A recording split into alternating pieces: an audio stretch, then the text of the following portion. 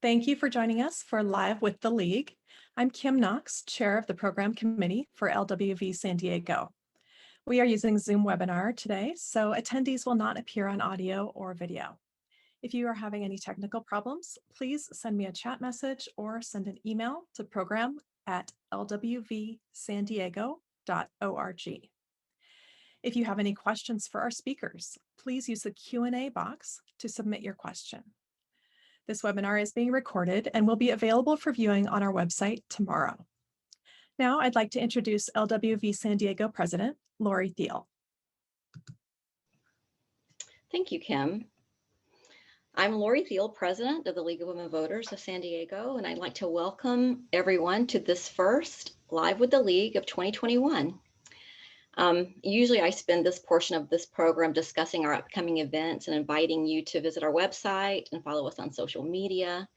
But today, this first session of this new year, I want to depart from that script a little bit. One of the things I love most about the League is its perseverance. This organization has been around and doing great work for 100 years. And what our team has accomplished in 2020 during a monumental election year and a global pandemic continued that spirit of perseverance and great work.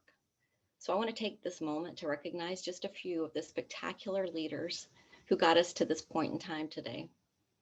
I want to start by talking about our public policy chair, Miles Pomeroy, and the work he and his team did over the course of the last few months. They analyzed and wrote arguments for or against every single local ballot measure.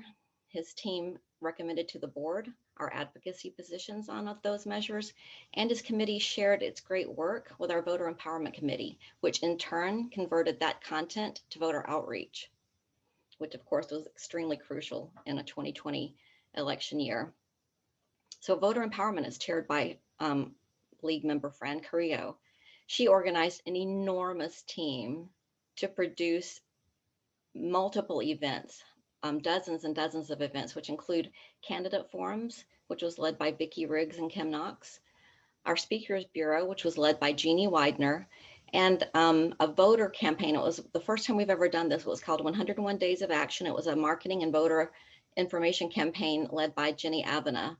So the group that our voter empowerment team pulled together and the outreach that we did to our community for the 2020 general election engaged over 5,000 San Diegans. Our events were viewed multiple times, not only live when we produced them, but also on YouTube where we posted them afterwards. Very soon, I'm going to turn this event over to our program chair, Kim Knox. And I just want to raise her up too. She has been instrumental. She was a key figure in our management through the lockdown and the restrictions that this pandemic has put on us. And she enabled us to rise to the challenge of the election season. She researched and recommended our digital platforms. She learned how to use them and trained us, the rest of us, our entire team, on how to use them so that we could conduct our meetings and host forums and events. And through all that, she continued to lead the program committee and bring us events like today's that we're going to start in just a moment. So thank you for giving me the time today to just acknowledge the phenomenal leadership that has brought us through one of the most challenging years of my lifetime. Thank you, Lori. Now I'd like to introduce our three speakers for today's discussion of the Electoral College. Mary A. Thompson is a member of the League of Women Voters and researches and writes state ballot measure information for voters. She served on the State League's study group for initiative and referendum reform. She retired as a director of program planning from Viasat, a satellite telecommunications company, in 2005. Jeanne Brown was a teacher for 35 years. Following her retirement, she was San Diego's organizer for Common Cause for 4 years. She was a past president of LWV San Diego and is current chair of our nominating and criminal justice committees. Her areas of expertise are fair elections, money in politics, and redistricting. Pam Wilmot is vice president of state operations at Common Cause. She oversees a nationwide network of 30 state offices and advisory boards, each advocating for a different slate of locally needed democracy reforms. She is a widely recognized expert on the Electoral College, campaign finance, ethics, elections, and transparency laws, and is also director of the National Popular Vote Initiative at Common Cause. Now, as a reminder, we will be using the Zoom Q&A function. So if you think of any questions, just click that button and type your question in. We'll get to the Q&A session after the three presentations.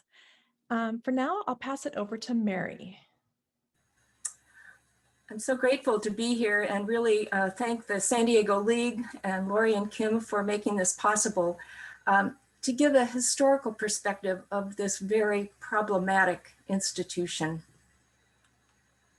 This famous image, which hangs in the Capitol Rotunda, depicts General George Washington resigning his commission as Commander-in-Chief of the Continental Army. His voluntary action has been described as one of the nation's great acts of statesmanship. That tradition, stepping away from power, was the ideal. But as the Revolutionary War ended, the forces at play were real. Massive debt, rising taxes, and a weak, dysfunctional Congress, unequal power among the states. There was no executive, no judiciary, and the ever-present vulnerability to foreign intervention. There was a real risk of domestic war among the states, since some states contributed to the war debt while others did not. An uprising by Revolutionary War veterans, now farmers, revolting due to rising taxes and foreclosures served as a tipping point in 1787. The paranoia caused by this populist rebellion drove delegates to meet in Philadelphia. Their debate revealed the fragility of the fledgling nation, differences in state size, commerce and geography, large states versus small states, northern states versus southern. Common among these dividing points was slavery. States with larger populations wanted congressional representation based on population, while smaller states demanded equal representation, fearing proportional representation would allow larger states to dominate. The disagreements about representation nearly brought an end to the convention. A compromise proposed two legislative bodies in Congress: the Senate, where each state would have two senators appointed by the state's legislature, and the House, where each state would have representation allocated by population and elected by the people of the state. Balancing representation and apportioning direct taxes by population was the problem. The compromise allowed House representation from slave states to count 3/5 of enslaved persons in the population, giving slaveholding states more representation than if only voting populations were counted. For example, in 1790, Virginia and Pennsylvania had nearly the same number of free white men, but thanks to almost 300,000 slaves, Virginia had 6 more House seats. The infamous 3/5 clause of Article 1 of the Constitution was about Congress's proportions, not the worth of enslaved persons. Had 5/5 been counted, Southern states would have dominated the House. There was general agreement on the kind of executive needed for the new nation. The wrangling about the mechanism for choosing the chief executive was really the problem. Delegate James Wilson of Pennsylvania, author of the words, "We the People," said that this was the most difficult issue that the framers had encountered. The subject has greatly divided the convention and will also divide the people out of doors. The key problem was the absence of models. History offered few precedents, constructing 3 branches of government to serve as a check on each other. Whether they ran out of time or alternative solutions, the delegates finally agreed on the appointment of the executive by electors chosen by the people. Attention was paid to how electoral votes would be counted, or what could possibly derail their intentions for an orderly transition. Not fully defined was how electors would be chosen by popular vote or by a state's legislature, either by district or at large. In theory, they predicted round 1 would see large states dominate the qualifying round. If no presidential candidate received an absolute majority of electoral votes in this qualifying heat, the presidential race would continue to round 2, a contingent election. Round two, the House, acting under special one state, one vote rule, would choose among the top candidates.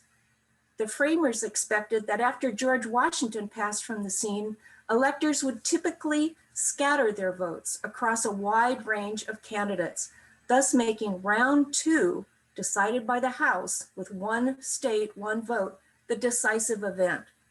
In fact, the opposite happened as politics and parties began shaping elections. Only two presidential elections, 1800 and 1824, have been decided by the House, a contingent election. The election of 1876 was a special case, and we'll look at that in more detail in a bit. So the process worked somewhat briefly. In actual practice, the very first election in 1788, the jockeying began immediately in whether electors should be chosen by legislatures or by popular votes, either by district or at large. The issue of winner take all, the practice of casting all of a state's electoral votes for one candidate, was considered an insidious feature of the Electoral College, stripping influence from political minorities within states. The most commonly proposed alternative was to use district elections for electors. As mentioned, even at the convention, there was sentiment to elect the president through a direct popular vote of the people. 5 times in our history, the winner of the popular vote has lost the election in the Electoral College.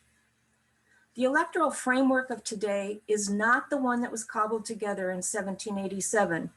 Today's version reflects the successful 12th Amendment and more than 700 other attempts to fix it. Next, I'm going to go through a brief thumbnail timeline of our history with special attention paid to the notorious election of 1876. So in the election of 1796, Adams versus Jefferson, would see the rise of 2 parties winning the vote, different parties.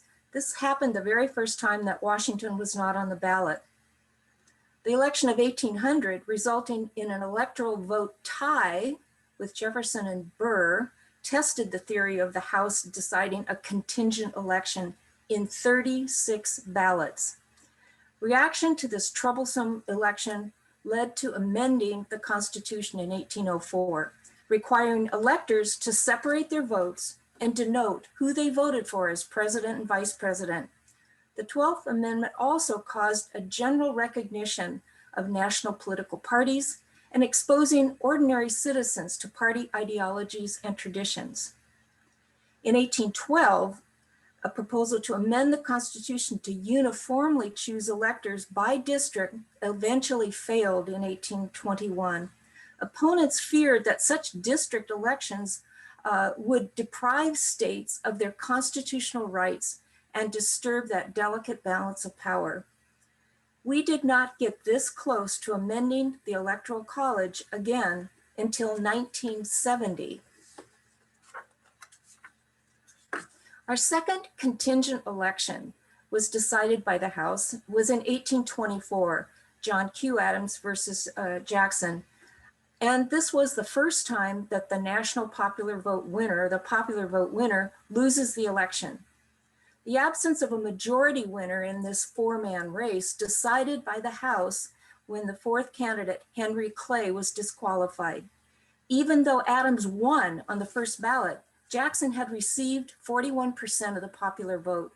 Questions about a backroom deal were raised when Adams named Clay his Secretary of State, reinforcing concerns about the corruptible nature of the contingent election process.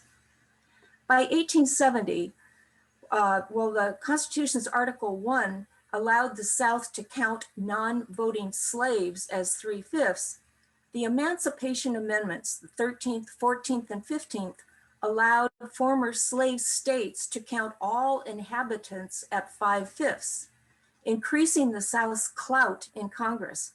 But forces rolling back Reconstruction essentially erased this increased population from political life. The election of 1876 is the second of the 5 times the winner of the popular vote loses the election. While it doesn't meet the technical definition of a contingent election, it is still apocryphal. There was no mechanism for dealing with the disputed electoral votes, which led to political and nearly physical skirmishes. Challenges to our election in 2020 were cited the election of 1876 as their precedent. In 1876, Tilden appeared to have won the popular vote, but there was abundant evidence that African-American voters had been suppressed in the South. 3 southern states, Florida, Louisiana, and South Carolina, had sent rival electoral ballots to be considered by Congress. Lacking a procedure to decide among contested slates of electors, a bipartisan commission of representatives, senators, and Supreme Court justices reviewed the ballots and awarded all 3 states' electoral votes to Hayes, who won the presidency by a single electoral vote. Reportedly, the commission's decision was due to a promise by Hayes to remove remaining troops from the South. It took a decade for Congress to pass the Electoral Count Act of 1887, which provides conditions for contesting a state's electoral vote.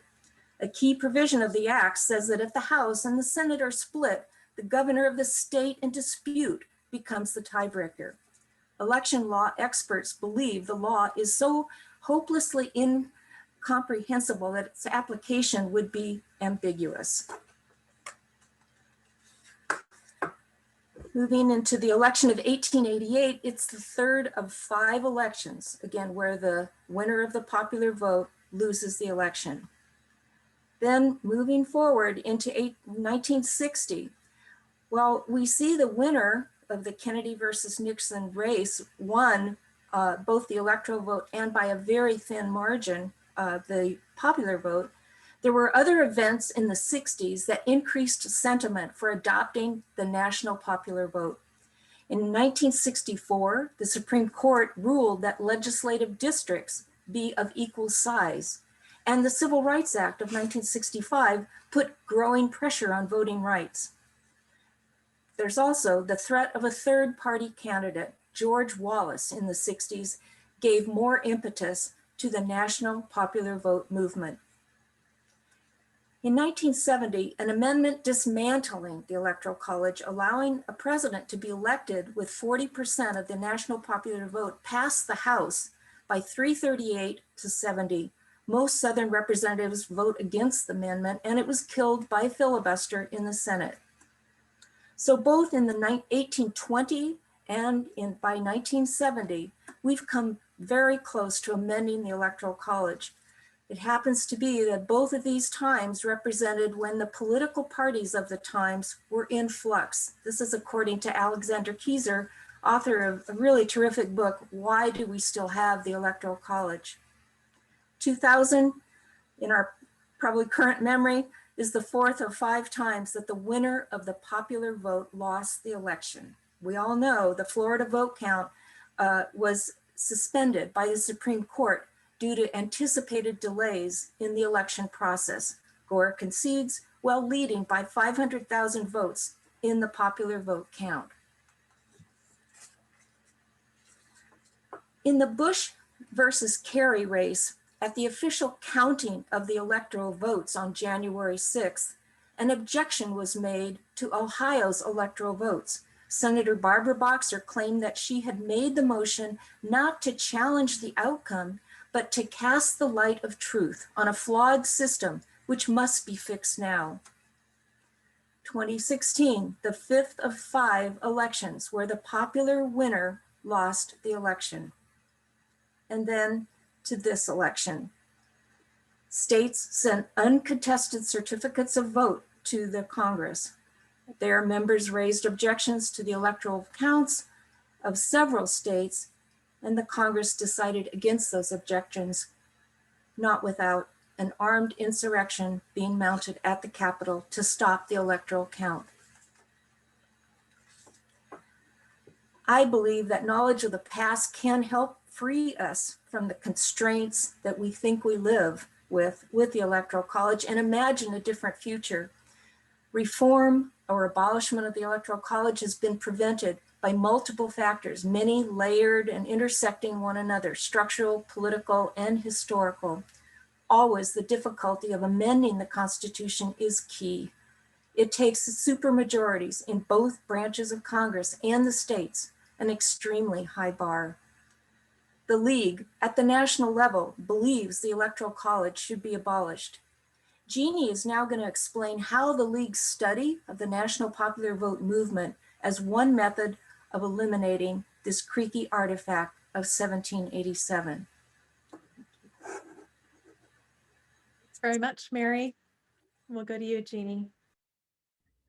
Okay, let me share my screen and play. Something's blocking my, there we go. So good afternoon. I think no, it's still morning. So as Mary said, and thank you, Mary, that was fascinating. The Electoral College damages our democracy. The League believes that, and the League is working to abolish it. And so the Electoral College, we adopted this position in 1970 and more recently updated it in 2010. We also support the National Popular Vote Compact as a means to that end. And I want to thank the League of Women Voters of Illinois for creating these slides. So why does the League take the position to abolish the Electoral College? So it's really very simple. It comes down to the concept of one person, one vote. For example, California's population is almost 68 times that of Wyoming's, but it only gets about 13 times as many electors because electors are based on the number of senators and representatives from each state. Another way of looking at it is that we in California have to share our representatives' attention with 712,000 other people. But in Wyoming, they share with about 125,000. It's harder for us to be heard. That's not fair. And as that map shows, the lighter the color, the weaker our voice is to our House members and to the elector who represents our vote for president.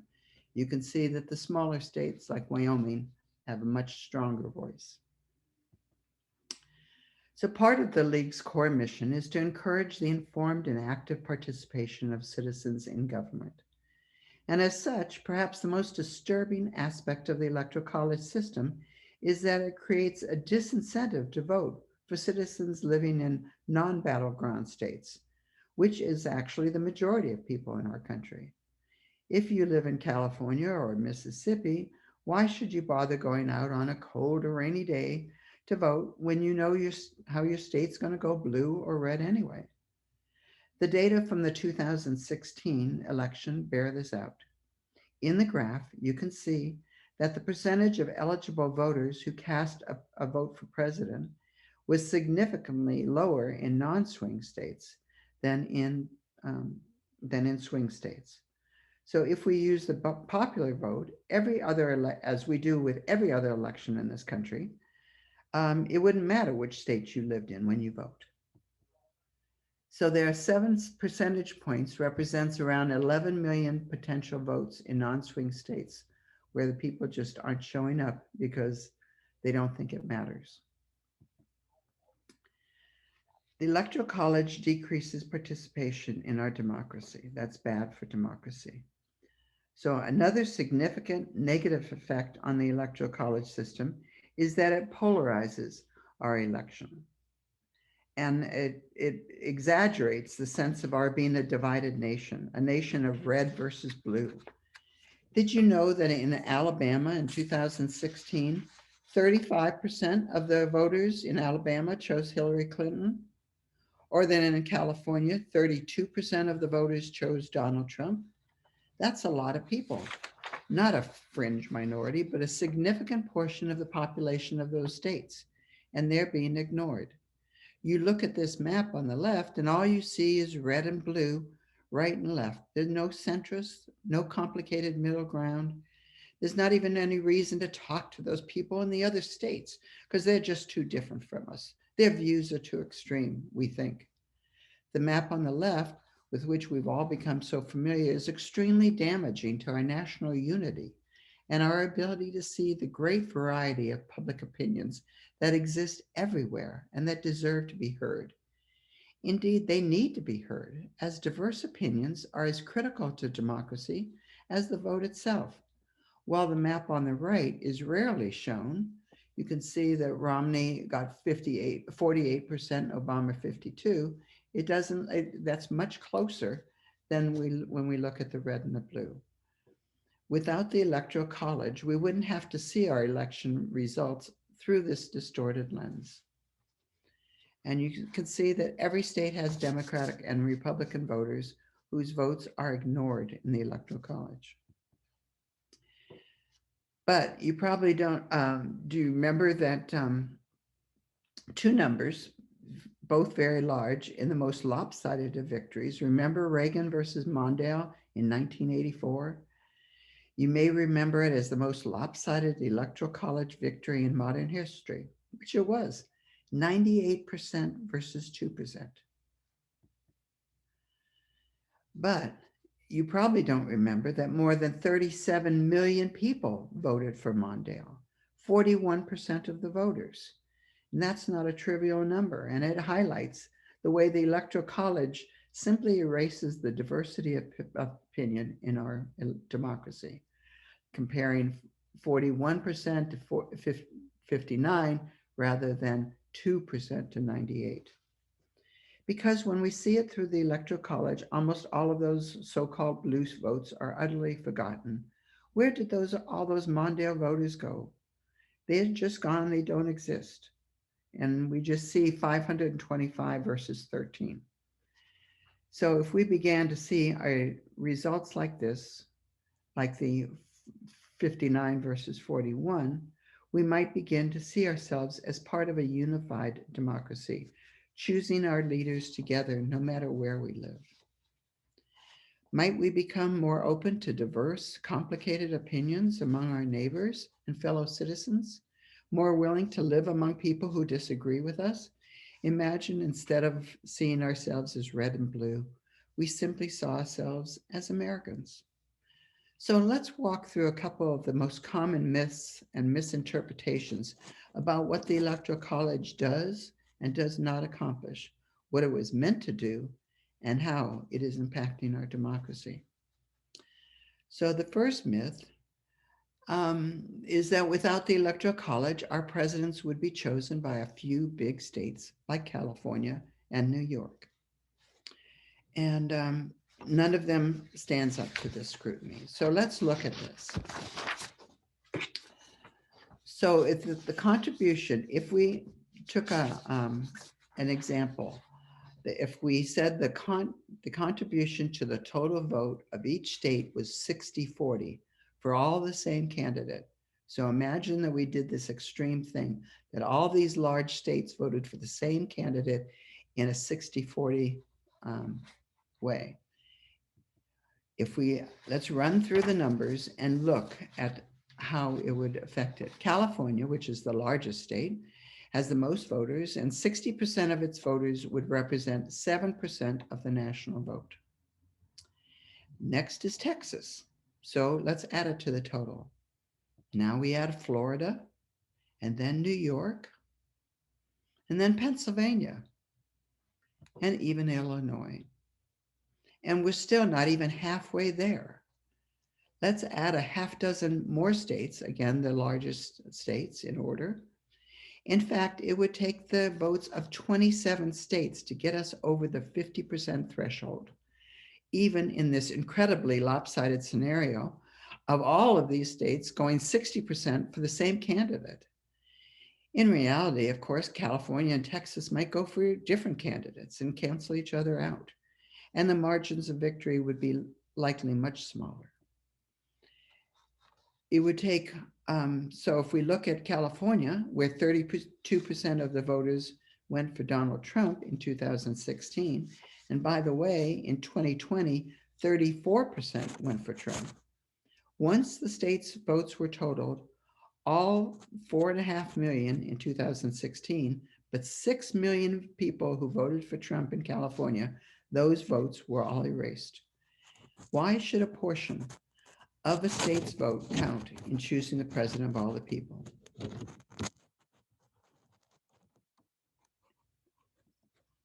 So the votes from most or all the states would be necessary to win the presidency by a popular vote. The second myth is that smaller, less populated states need the protection of the Electoral College to ensure their interests are represented by the president. That is a myth. The fact is there's no coherent small state, large state interest that needs protecting by the Electoral College. Even the smallest state has substantial diversity within it. The concerns of a farmer are likely to be very different from those of a computer programmer, whether they live in New York or New Hampshire, Nebraska, California, or any other state. Small states represent a great diversity of economic interests, and they share many of the same interests with large states. The great political battles of American history have been fought between opposing ideologies or economic interests, not between large and small states. And you can see from the 2016 election, the smallest 1/3 of the states, the 16 lowest population states, did not all go from the same candidate. In fact, they were evenly split, with 8 going for Clinton, 8 going for Trump. Small states don't vote as a bloc, and they don't benefit from the Electoral College. The same goes for the larger states. As you can see, with the 16 largest states, 9 went for Clinton and 7 went for Trump. Whoops, what happened? Oops. So this myth that 2/3 of the campaign events happen in just 6 battleground states. This creates these swing states. 4 battleground states saw 71% of campaign ad spending and 57% of candidate appearances. The 14 battleground states saw 99% of the ads spent and 95% of candidate campaign stops. California was usually visited just to get money, not to talk to the people. So the fact is that presidential candidates do not focus time and money on big or small states. They focus on the swing states. And for us who are not in swing states, our voices aren't heard. So abolishing the Electoral College is a high-profile issue. As we can see consistently in polls, the majority say candidate who gets the most popular votes should be president. We can see this from 2000 on to 2020, that it can change slightly, but basically the majority vote for amending the Constitution to a national popular vote decision. And there have been lots of, as Mary talked of one, but lots of interest is in this. It's a high profile issue, especially after this election. And so we need to concentrate more on this. And so I've explained why the Electoral College should be abolished. Now we'll hear from Pam on what can be done about it. Thank you. Thank you, Jeannie. And Pam, go ahead.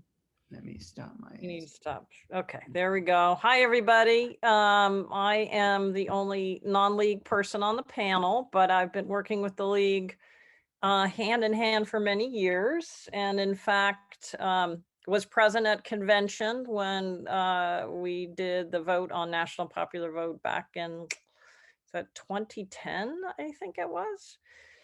Convention was a lot of fun, and I really an amazing exercise in democracy. I also received from the Massachusetts League the Lucy Stone Lifetime Achievement Award at their 100-year celebration this year, which is an honor that I greatly treasure.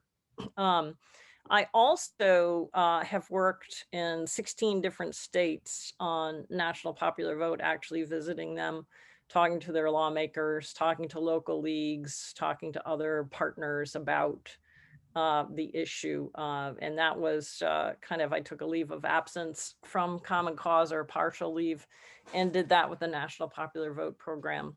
So this is an issue that's near and dear to my heart. And I can answer almost any question that you might have about it. So I'm going to start sharing my screen. I just have a few slides, and we'll talk a little bit more extemporaneously as well. So here we go. Let's see.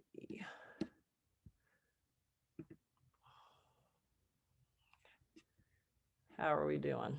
Okay, so this is me. Let's see. Why is this not working? There we go. We all, the other speakers did a great job of explaining the history and the issues with the current system. Some of the details were not quite part of it, and are relevant to the national popular vote system. We did talk about how the number of electors that each state gets is equal to the number of congressmen and senators, and that the Constitution says that the states have the complete plenary authority to award the electors the way that they want. What we didn't talk about was that, and we did talk about how states have changed those over time. My own state of Massachusetts has actually changed the way we've awarded electors 11 different times. Not all states are quite as prolific, but not all are quite as old as Massachusetts either. Today, every state except for Maine and Nebraska use the winner-take-all method of allocating electors. And as was explained before, that means that if you win a state by 50% plus one, you get all of that state's electors. 2 states use the district system, which means that if the candidate wins a congressional district by majority, they get an elector for that congressional district. And then the state as a whole awards the 2 senatorial electors to the winner of the popular vote in the state. Maine and Nebraska have split. Nebraska in 2008, Maine in the Trump elections.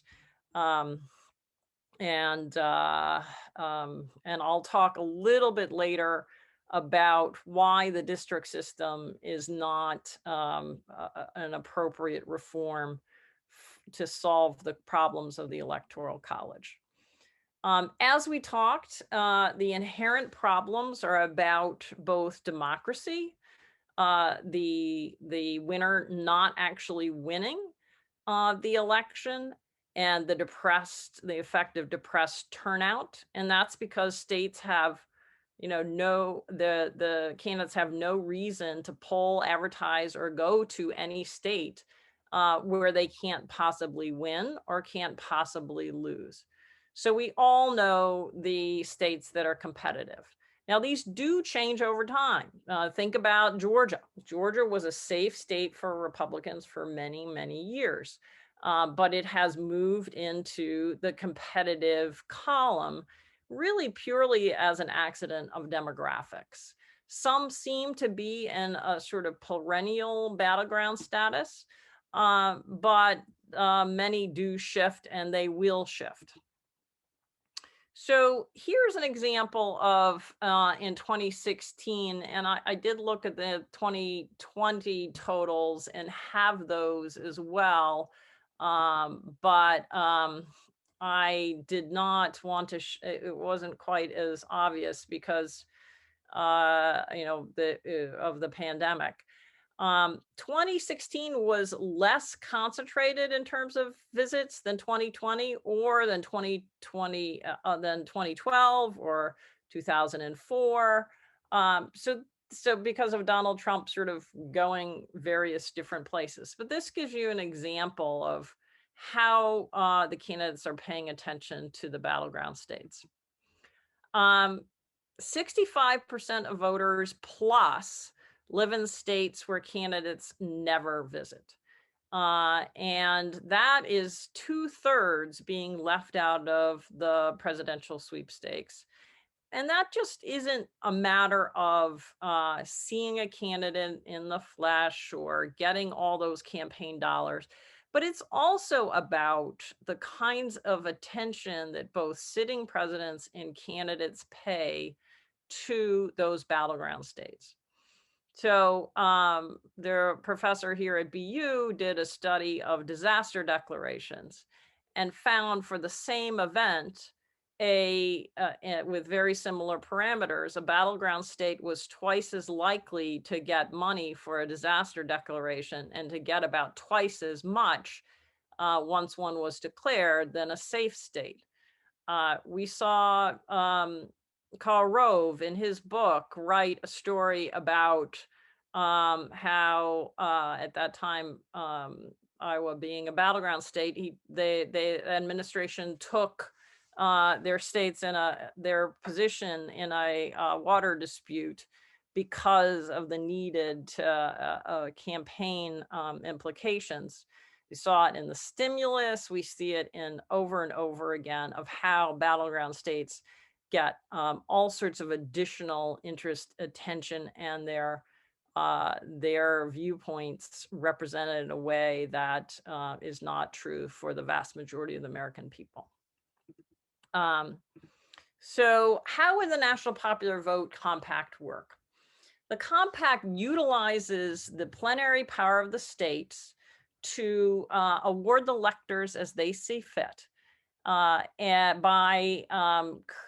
another provision of the Constitution where states are allowed to enter into legally enforceable contractual obligations. That is, sometimes it's called an interstate compact, and there are literally thousands of them across the country. Courts have upheld these compacts. They've held them to be enforceable. They've specifically required states to abide by their terms. And they're a very common activity. They go everything from disposal of low-level radioactive waste to production of commodities, to transportation, to all sorts of things.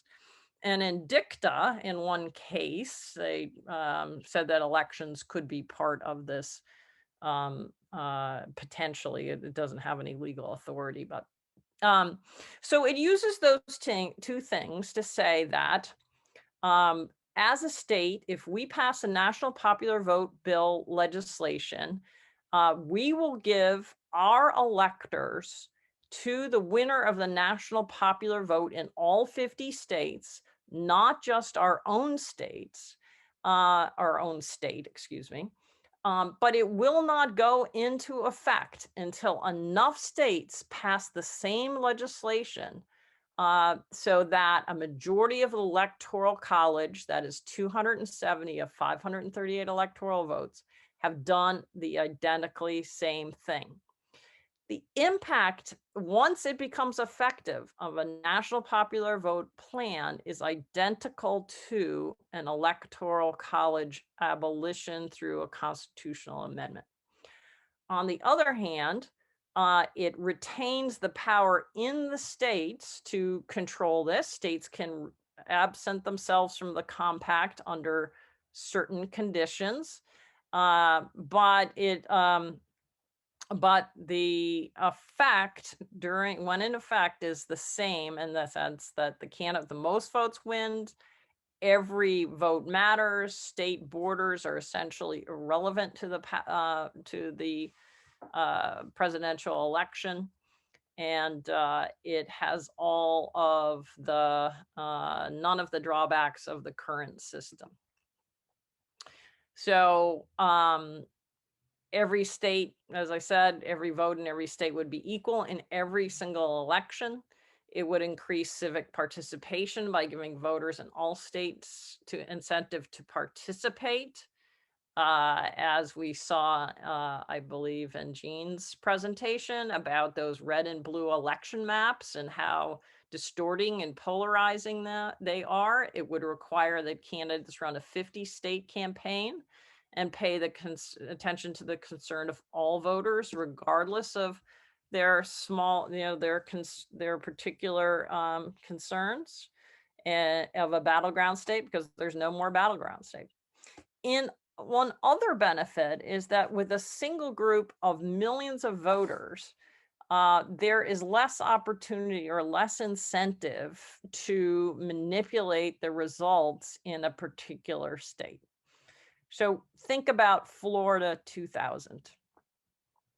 The 10% of what the candidates needed to win, 27 electoral votes, all hinged on a 500 votes, which ended up turning out to be even less than that. That's a tiny number of votes. So having a ballot design that's flawed, getting rid of felons whose names sort of match but don't really, but certainly there were thousands and thousands of them, can flip the results of an election. But the bigger the pool, the harder that is to do. So where are we with the legislation? The National Popular Vote Plan was announced in 2007, and the first state to enact it into law was Maryland. And we currently have quite a few states that have also passed it. The ones here in dark blue have enacted it into law. And the ones in the pink, it has passed at least one chamber. So in some cases, it was 2 chambers. But there was, in Nevada, there was a gubernatorial veto. And in a few states, it was 1 branch one year and 1 branch the other year, and we couldn't quite get it over the finish line. Colorado passed the National Popular Vote Compact just in 2019. But it also, then some conservative voters put it onto the ballot, where it was upheld by about 55% vote. So we're excited about that. And where are we? We're at 196 electoral votes. That is a lot of electoral votes. We only have 74 electoral votes to go. We're 73% to our goal of 270 electors, and have several opportunities. I think eventually there's going to have to be some ballot initiatives on this. The fact that we won in Colorado shows that it can be won on the ballot. I think there's some concerning trends, and that's the last of my slides, so I may stop my screen share and just talk to you for a minute. So there are some concerning trends. After the Trump election, the polarization on this issue has increased substantially. So that in many, many years, 57% of Republicans supported abolishing the Electoral College and going with a national popular vote. That was even after the 2000 election, it dipped down and then went back up to that historic number for a long time. But after the Trump election, that number dipped down to the 30s. It came back a little bit, but it has been pretty low. We're in a very polarized moment in politics, and this is a particularly difficult moment on that score. That said, we have a lot of endorsers who are conservative, and some folks that have worked very hard on it. And we have gotten enactments in red chambers. We just haven't gotten it completely over the finish line. So one thing I'll just say before we get into Q&As about some alternative ideas for reform. There are two competing proposals, and I know folks will have questions about this. One is going back to that district system that Mary mentioned, and that they have currently in Maine and Nebraska. It sounds like it's a better idea than the current winner take all, but it's really not. It's not a better idea because of gerrymandering. And that's the process by which we draw districts to favor one party over another. And in the modern age of computer networks and micro-targeting, it is very easy to draw a district that creates safe districts for a political party. So if we had, as a nation, moved all together to the district system, we would have had President Mitt Romney instead of President Obama, even though he was ahead by over 5 million votes. That's not democracy. That does not get us any closer to where we want to go, nor would it have traded and made every vote equal in every state and every voter equally important and engaged, because it would have changed a few competitive states for a few competitive districts. Another proposal that some reformers tout is something called the proportional method. And that's the idea that you would get a number of, as a candidate, a number of electors equal to the proportion of your state's electoral votes. So if you won, 60-40 and it was 10 electors, it would be 6 for the winner, 4 for the loser. That sounds great.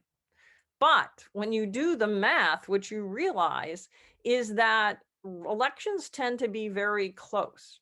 And these margins actually are quite close to each other. And it's very hard to move large blocks of voters unless it's a landslide election like the Reagan election. And even then, what you would end up is elections only being held in the biggest states. So Vermont, think about, or Wyoming, or some of our smaller states, in order to shift an electoral vote, you'd have to win 30% more. What election shifts by 30%? None.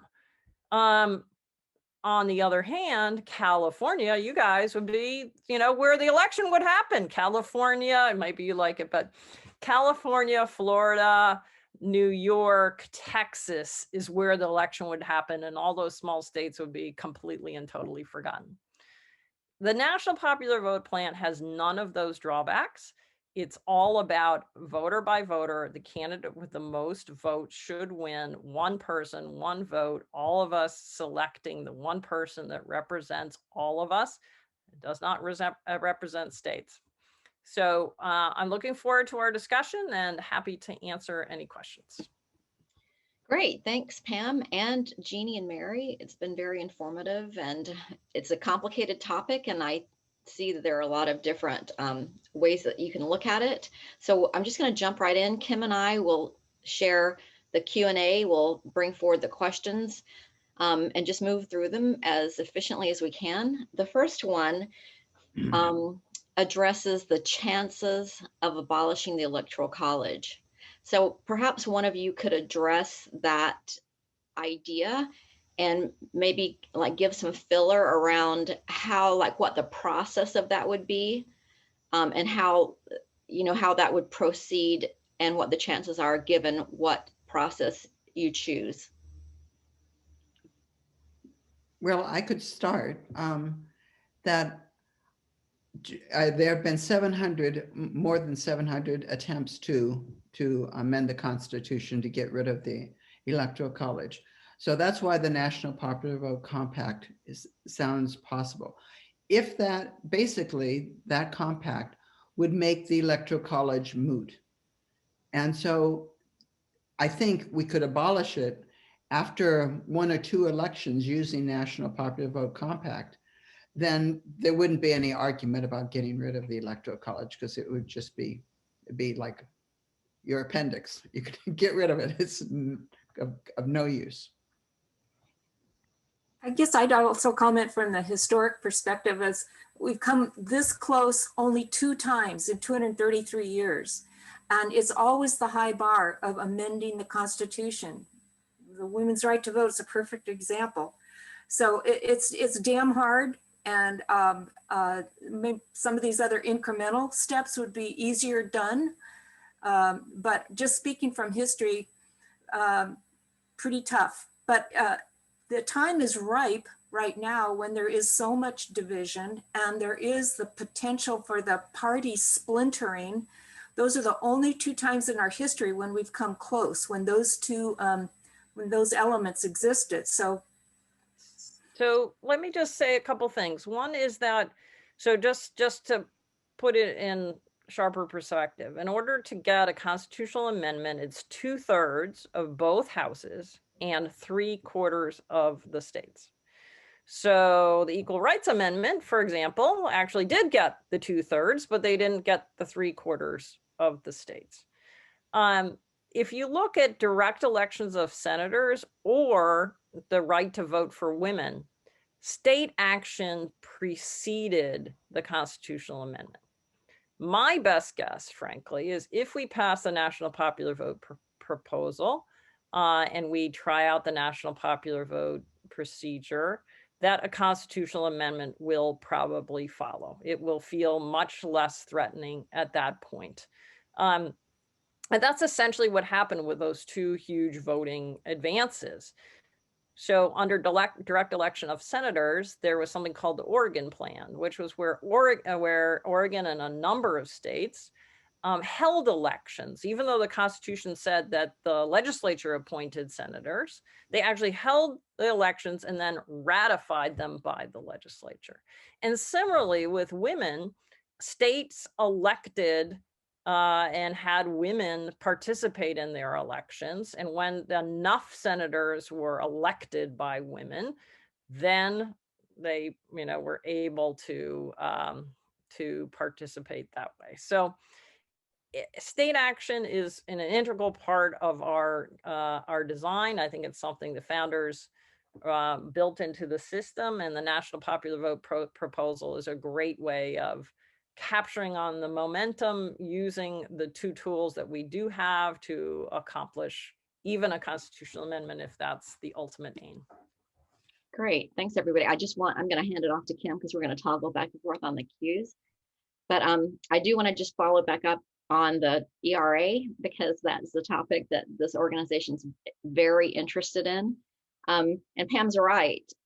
3/4 of the state didn't ratify it within the window of time that was arbitrarily, seemingly, assigned to that particular amendment. But now, I think Virginia was the last state to ratify it. So it's just a timing issue at this point. But Pam's right. That's one of the many challenges and struggles with that type of legislation. So anyway, I just wanted to follow up on that. So let's move forward with this topic. Kim? Okay, we have a question. Is candidate spending similar to candidate visits? And I'm going to put up a slide from Jeannie's presentation, and maybe Jeannie, you would want to clarify this. Because I saw that your slide shows about 2/3 of campaign events are in swing states. So candidate spending, yes, candidate spending and candidate visits are, again, almost all focused on those swing states. And the other states rarely get a visit. We do get, as we saw, we do get some ads, TV ads and so on, but not anywhere near the degree of for the people in the swing states. Most of our campaign ads, if you looked at them, were local ads. The presidential ones were very, very few. Did that answer it? Yes, thank you. Mm-hmm. And Well, our next, oh, go ahead. Well, I was just thinking while we're talking about financing and money and politics, these 2 organizations, the League and Common Cause, are very involved in and interested in money and politics. And we have a question that kind of dovetails onto that. So Kim, is that the one that you're about to ask next? Yeah, so the question is, what happens to campaign financing if we go to a 50-state popular vote? The amount needed would be enormous under the current system. Well, there's a really clear answer to that, which is that presidential candidates raise as much money as they absolutely possibly can under the current system. They shake every tree. They run ads that are special, TV programs have special cuts in battleground states, and they have, decreasing impact in those states. So what would happen is the money would be the same. It would just be distributed differently. What candidate do you know that says, oh, never mind, you can keep your money because I only have to compete in 6 battleground states? It just doesn't work that way.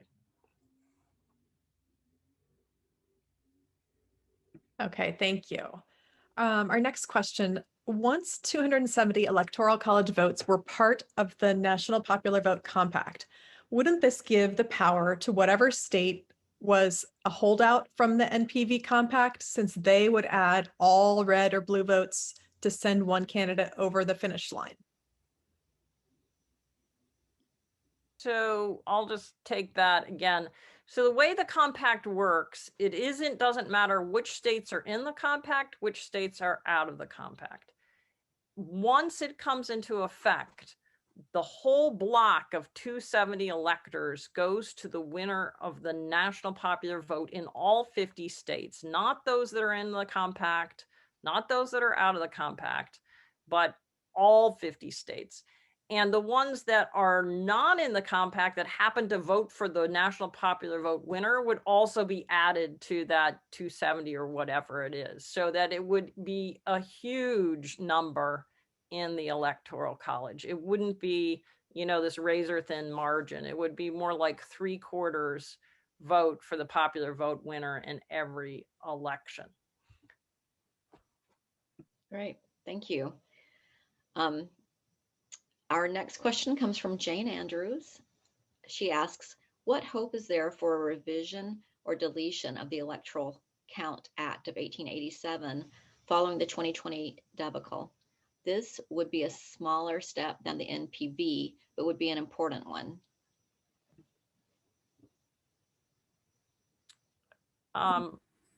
We're working on some changes, but actually, the Electoral Count Act, the main problem with it was the part that says a failed election. So there's a part of the Electoral Count Act that says that a state can declare a failed election, in which case then the Congress can consider other slates. And this has only really come into play in one time in this couple hundred years. So I don't see that it's it certainly will not be more impactful than national popular vote. National popular vote is about the most impactful election reform that we could do in terms of voter participation, voter engagement, and all the rest, democracy, one person, one vote. But it's no question that the actual act has some pieces on it that really do ideally need to be updated. I don't think there has been actual legislation filed, but we're very early in the year, and I wouldn't be surprised if there is some coming. Mary, do you know anything else about? Only just some of the election law scholars in blogs and so forth are even before this happened on the 6th, we're talking about, maybe this idea of an independent commission isn't such a bad idea. And of course, it didn't come to that this time, but the feeling was that it wasn't such a bad possible solution. Just whether or not we would feel that way again after what we've all gone through is another question. But as a way of settling things when there's contention, but this thing was such an outlier with multiple states being contested, multiple slates of electors being contested, not one, which was kind of what the Electoral Count Act in 1887, talked about. So there was a difference. But again, the feeling from election law scholars is that, an independent commission, not a bad idea. but just it forward to how could we make this work.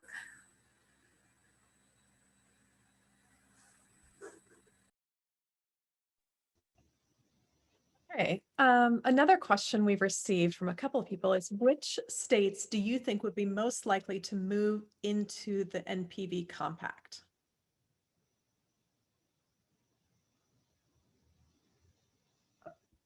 So as you might remember from my slide, we have done, if you look at some of these pink ones, I think those are some good targets. We also had a very viable bill this year in Virginia that's a little bit in doubt right at the moment, but we were hoping for a Virginia enactment this year. Arizona and Michigan remain good targets, Nevada, Minnesota, and actually even some of the battleground states are really thinking about this in the sense that they are favored in the current system, but they also know that they could very easily come out of that battleground status some other time, and attention does come with a double-edged sword. So I think in order to eventually get this over the finish line, we'll probably gonna have to do some ballot initiatives. And those are, ballot initiative states are about half of the states. And so we're aiming for 2024, but we'll keep plugging at it until it's done. One thing I would say with election reform, and the league knows this well, it can take a really long time. It took us about 30 years to get early voting in Massachusetts. We were one of the last states on early voting. New York still doesn't have early voting. So a lot of these ideas have been around a long time, but they can take a very long time to get over the finish line. But that doesn't mean that they're any worth less fighting for. There are ways that people can engage who are in safe states in terms of doing phone banking, letters to the editor, other kinds of engagement, especially in some of the states where we do have going campaigns. Excellent. Thanks, Pam. And to Pam's point regarding the time it takes and the work that is required to make electoral changes and voting changes, we all here at the league know and remember that it took 72 years for women to win the right to vote. So some of these changes, like Pam was saying, do take a long time and require a lot of concerted effort on the parts of individuals over generations sometimes. So thanks for that perspective, Pam. So our next question is from Nancy Fuller. She asks, how do you address the argument from Republicans that national popular vote will favor Democrats? Some Trump supporters say that God for the Electoral College or California, there might have been a typo there, would pick the president. Does this favor Democrats? I guess the gist of this question is, does the national popular vote favor one party over the other? And if so, how? Do one of you want to take it, or should I, Jeanne? I'm just thinking, there are more Democrats in the country than there are Republicans. And so in that, looking at it that way, it would if they all voted, but Republicans generally have a better record of turning out to vote. So that would be one disadvantage. Yeah, I guess this question might have been, like, the essence of that question might have actually been, does it unfairly advantage one party over the other? So, like, to Jeannie's point, if there are like raw numbers more of one party over the other, the national popular vote would reflect that reality, correct? So, unfairly. Yeah. So the majority of Americans are still, in that middle category. And there's quite, it depends on the state. Some states have most people in parties. Many states have the vast majority of their voters in unenrolled status. I don't know where California is on that. But if you look at the popular vote over time, the last couple of elections notwithstanding, it's actually pretty even between Republicans and Democrats. And the percentage of, kind of wasted votes like Jeanne was talking about. So the percentage of people that are in red states that either are above that 50% plus one or don't turn out because they don't need it, and vice versa. It all comes out pretty much in the wash. And in fact, the Electoral College has something called, you probably heard this, the blue wall. It has a built-in benefit actually for Democrats more than for Republicans. So there actually could be a benefit, and many of our Republican endorsers believe they'd have a better shot with a national popular vote. Now, remember that campaigns would be run totally differently. So you can't take the results of the current elections as a litmus test for what would happen under a national popular vote procedure. So it would be a very different picture, and the campaigns would be run very differently. The Republicans would actually have turnout machines as opposed to suppression machines. And even though they have sort of a built-in intent to turn out quite well, there still are votes on the table that are being left there for both parties.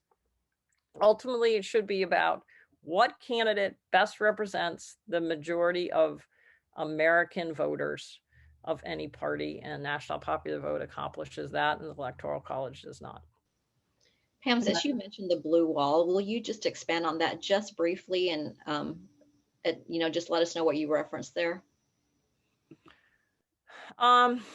It's a little complicated to explain without a slide, and I didn't do that. It just means that there are a chunk of states that are reliably blue and will always be reliably blue, including California, where there's a big set of wasted Republican votes. And that number that is reliably blue is higher than the reliably red states in the Electoral College.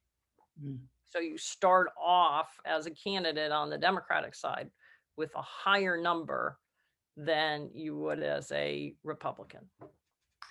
And another thing that's happening historically is that more and more people are becoming, in California, we call it decline to state, but independence. And with that being said, that I think more candidates, as Pam was talking about, would change their tactics and probably try to be more moderate because they want to get those independent voters. And the younger people are much higher majority are going towards independent. Right, no party preference. Yeah. It's different in different states, but yeah. Right. Okay, so our next question comes from Joanne, and she asks, how many so-called red states have passed compact legislation or seem interested in doing so? If only large blue states sign the compact, doesn't that reinforce the myth that the large states will determine all presidential elections? Well, if you look at the states, not many of the states were actually small states. So Vermont, Hawaii are both small states. Delaware, now these are all blue small states, but they are small states.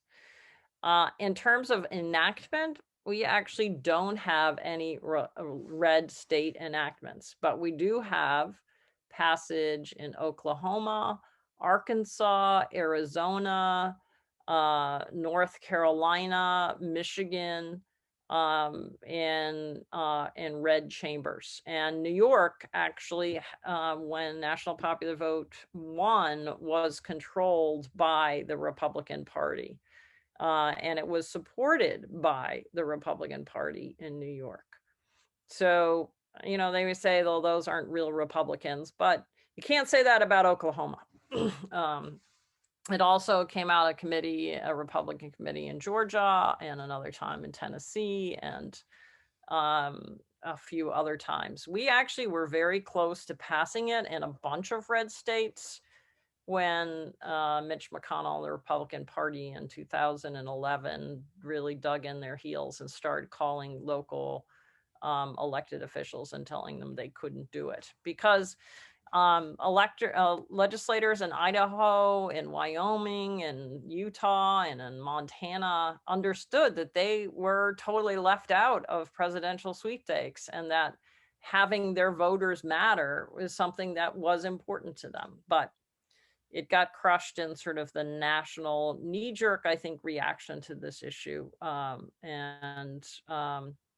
We're still working back from that, but have been making good progress. And also New Mexico. New Mexico used to be a swing state. So it has changed and passed. While we're on that topic of national popular vote, I'll move to another question regarding it and kind of keep this conversation going. It's from Jeanne Widener, and it is, what protections would be in place for states that opt out of the national popular vote after first ratifying it? So I guess there's a procedural question in there, as well as like a philosophical question. Well, there's no real need for protections. The states would do whatever they're going to do.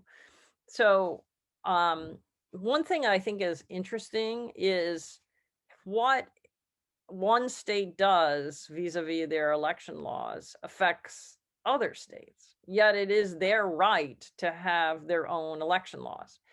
And regarding the Electoral College, this issue was actually litigated in Delaware versus New York in 1960, I think it was. So back then, New York was a swing state. It was also either the biggest or second biggest. It was, you know, much bigger proportionally than it is now. California has been gaining population. New York has been losing population. But back then it was a swing state. And the small states, led by Delaware, got together to sue the state of New York to say, your winner-take-all law impacts us negatively because candidates are ignoring us. They're not coming to our states because they're all campaigning in New York and the other big swing states. So you have to change your law, New York, to something else, like maybe district or whatever, so we can get a little bit of that love. And the Supreme Court said, sorry, Delaware and other small states, what New York does with their election laws is their business.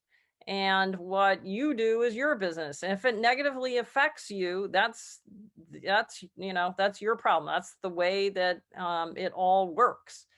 And so similarly with a national popular vote compact, if states join together to endorse the national popular vote and to give their electors the national popular vote, it may affect other states, but so does if they would change it to the district method.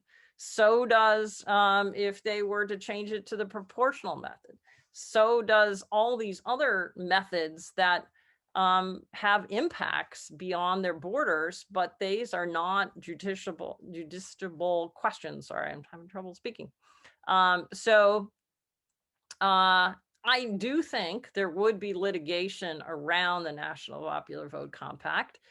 And in fact, there is something that's part of the specifics that tries to make sure that happens. Not that anyone would be unaware, but there's literally a notice that goes to every single attorney general when it becomes effective saying, you know, here's your notice.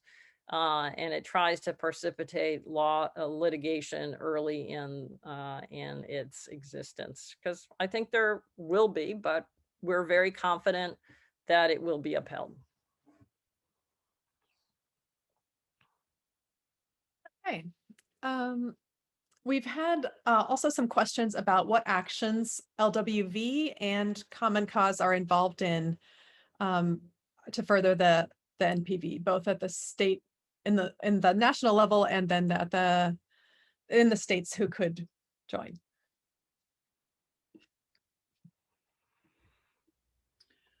Well, for the league, again, all the leagues that the state leagues that have not joined the compact, there is an emphasis to push for it, to talk to their legislators and that sort of thing. So they're doing that. I don't know that, I think that was part of Illinois' why they created that stack of slides.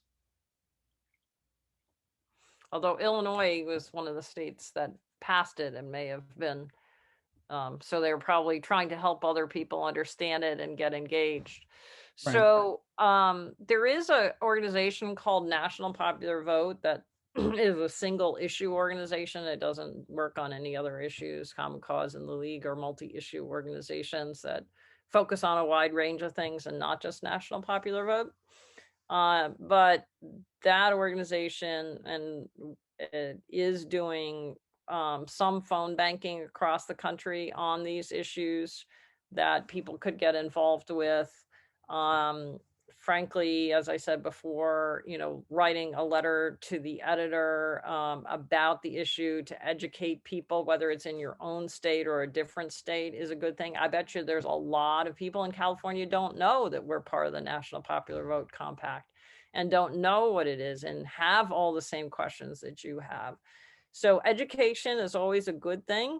It can help, calm people who might be reticent, calm their fears, and maybe get some more momentum. So if you're interested in the issue, you can get in touch with me and or with any of the others, and we can connect you either with National Popular Vote organization or other ways that you can get engaged. Great. Thank you. We're slowly wrapping up here, but I just wanted to bring forth this question from one of our attendees named Barbara. She is just a clarification. So I think this may have been what she just wants clarification on what she thinks she heard. So I'm just going to read this exactly as she wrote it. So there are 196 electoral votes for NPV, and if NVP could be applied in 2020 election, then 196 electors would go to Biden, and then the remaining states' electors would be allocated as each state decided, ? So maybe she's just trying to get a sense of how, if the National Popular Vote were used in the recent election, what that would have looked like. Well, that is true, but the National Popular Vote proposal doesn't go into effect until 270. So nothing happens. The 196 are just doing the same thing that whatever their laws say. And Nebraska and Maine aren't part of it, so it's winner take all in those states, which all went to Biden. But when we get to 270, it would go to the popular vote winner, whether it was Biden or whether it was Trump. Some people do have a question about that. It's like, oh my God, how could a blue state vote for a red candidate? Or how could a red candidate vote for a red state vote for a blue one? The thing with the Electoral College members is that they are appointed by political parties. They're in slates. They're not selected as individuals. They're slates for a party. So it's the slate of the party that wins the popular vote that casts the ballots, not the slate of the losing candidate. And there's no incentive. So there's a lot of talk about faithless electors. There was litigation around that. There is legislation in various states to address that issue. But for me, it's a little bit of a red herring because we've had virtually no faithless electors. The ones that have been making political statements, not because it was going to affect the outcome of an election. And the parties can very easily clamp down on the selection procedures. Like, I mean, in my own state, it's the state committee or who the electors are for the various parties. It's the loyalists of the loyalists. I think Colorado had an issue that resulted in some litigation because they have a more decentralized system. They select electors at their party convention. And that was a little bit of a function of how they do that. I don't have to do it that way. For our last question, I think you mentioned that when it hits 270 and goes into effect, a letter is sent to the attorneys general in case they want to file a lawsuit about it. So of course there are, concerns about legal challenges, but is there concern that the current Supreme Court could or would find a way to rule that it is unconstitutional? Well, there's always litigation. You never really know how it's going to come out. It so clearly fits with the language of the Constitution. And we have had constitutional scholars actually drafted the legislation that we're very confident in the results. So could it happen? Of course, anything can happen in the Supreme Court. We do have a conservative court, but we also have a literalist court that is looking at the plain language of the Constitution, which pretty clearly endorses this potential proposal. Great. Well, thank you. It's just before 1 p.m., which is our time to wrap up. We try to be respectful of people's time and attention span. So I'm happy to say that this concludes this particular not lunch with the league anymore, live with the league. And so I want to thank our panelists today, Pam and Jeanne and Mary, for the extraordinary amount of research and information you shared with us. Of course, Kim for pulling this all together and helping manage all the tech aspects of it. And all of our attendees for making time in their day here in January of 2021 to participate in their democracy. So thank you all, and go out and have a great rest of your day.